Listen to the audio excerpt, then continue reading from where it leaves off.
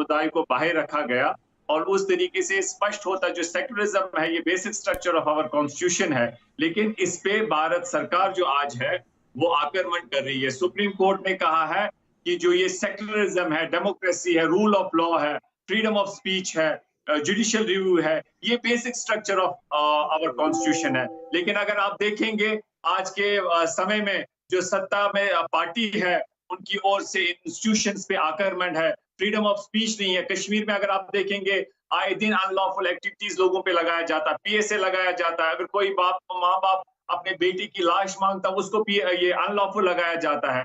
तो मैं समझता हूं कि ये वाकई ही आक्रमण है और जो राहुल गांधी जी ने बात सही कही है कि केवल कश्मीर में नहीं अन्य राज्यों में भी आक्रमण चल रहा है। शुक्रिया साहब, बहुत बहुत शुक्रिया। इरफान हफीज लोन साहब वकील भी हैं और बारामूला से आते हैं, बहुत बहुत शुक्रिया। कुछ बातें कही हैं, मैं अपनी बातें बाद में रखूंगा, लेकिन इमरान सुशील जी मैं आपको लास्ट में बोलने को बोलूंगा। इसके बाद जो नेशनल कॉन्फ्रेंस से इमरान नबी डार साहब हैं, वो 30 सेकेंड सर आपके और आपका ओपनिंग रिमार्क, उसके बाद सुशील पंडित जी।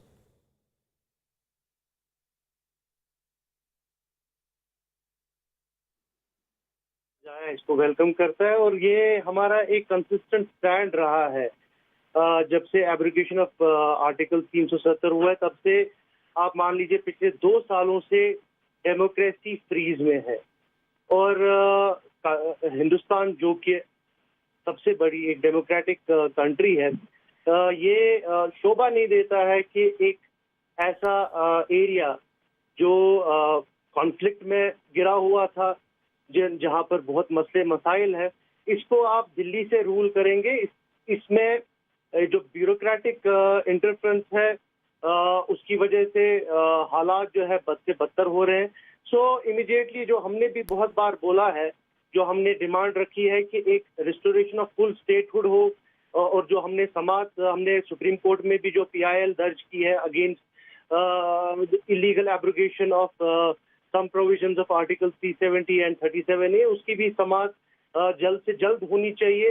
और जो है ये डिमांड जो रखी गई है कांग्रेस की तरफ से, नेशनल कॉन्फ्रेंस इसको पूरी तरह से वेलकम करती है और ये हमारा कंसिस्टेंट स्टैंड है।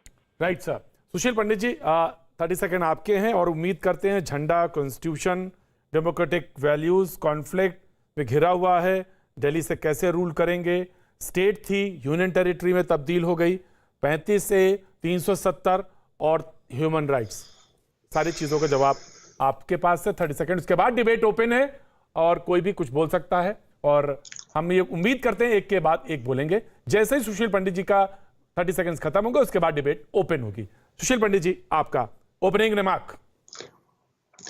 बहुत बहुत धन्यवाद प्रतीक जी। मैं सबसे पहले आपको साधुवाद देना चाहूंगा, आपको प्रणाम करना चाहूंगा। मैंने लाल चौक से आपका वो कार्यक्रम देखा, मैंने आपके उस आग्रह को भी सुना जब इरफान हफीज लोन कह रहे थे कि भारत के संविधान के साथ कश्मीर का संविधान जिंदाबाद, भारत के तिरंगे के साथ कश्मीर का झंडा जिंदाबाद। कार्यक्रम में आपने बाद में कहा कि एक संविधान, एक निशान, एक प्रधान।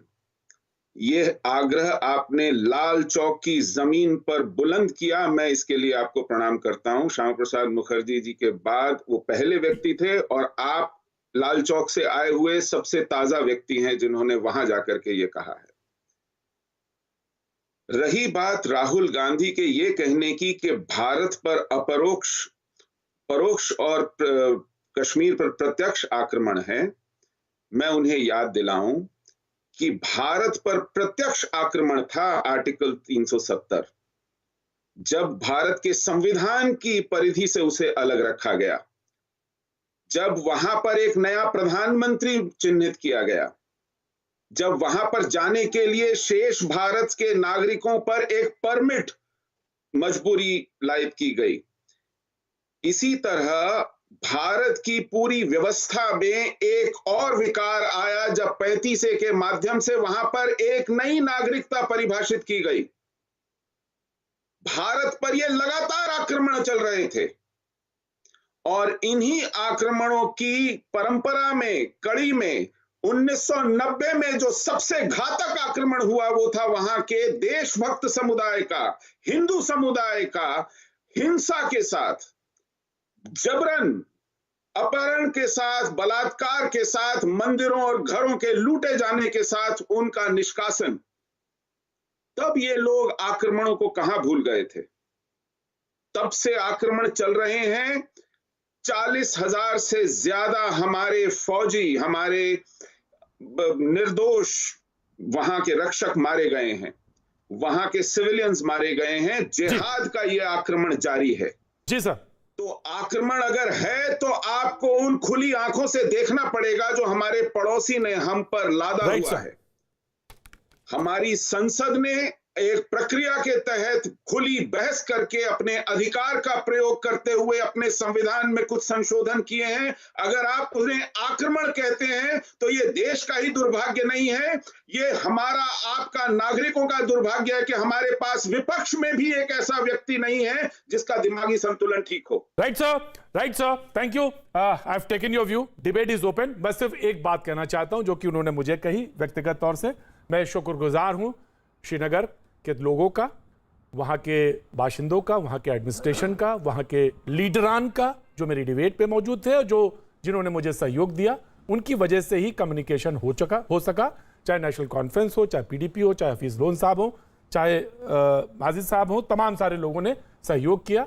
और मुझे मालूम है कि अगर कहीं से कोई बातचीत का सिलसिला शुरू होता है तो उसको हमेशा स्वागत किया जाना चाहिए और यही एक तरीका है जिससे कि समस्या के हल तक पहुंचा जा सकता है। Now debate is open. मुझे जस्ट साबरा साहब, मुझे मालूम है कि आपका हाथ ऊपर है। बिल्कुल साबरा साहब बोलिए। Now debate is open. Right.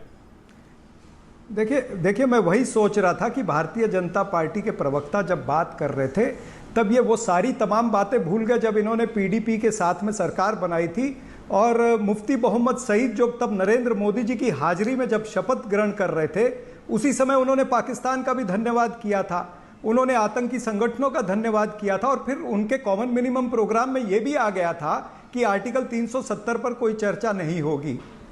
तब भारतीय जनता पार्टी का ये राष्ट्रवाद कहाँ पर था? उसके बाद जब आईएसआई को इन्होंने रेड कारपेट वेलकम दिया पठानकोट के अंदर, तब इनका राष्ट्रवाद कहाँ पर था? मसरत आलम जिसने पाकिस्तान का झंडा लहराया वो इनकी सत्ता के दौरान जेल से बाहर आया। आसिया अंद्राबी जो आतंकी चेहरा थी, आसिया अंद्राबी बेटी बचाओ बेटी पढ़ाओ के पोस्टर पर जम्मू कश्मीर में किस तरह से आ गई। 10,000 पत्थरबाजों के केस इन्होंने वापस लिए और मेजर आदित्य कुमार पर एफआईआर किया। एक तरफा युद्ध विराम भारत के 70 साल में पहली बार हुआ। युद्ध विराम होता है दो सेनाओं के बीच में, लेकिन यहां पर युद्ध विराम हुआ भारत की सेना और पाकिस्तान के आतंकवादियों के बीच हुआ है। तो भारतीय जनता पार्टी जो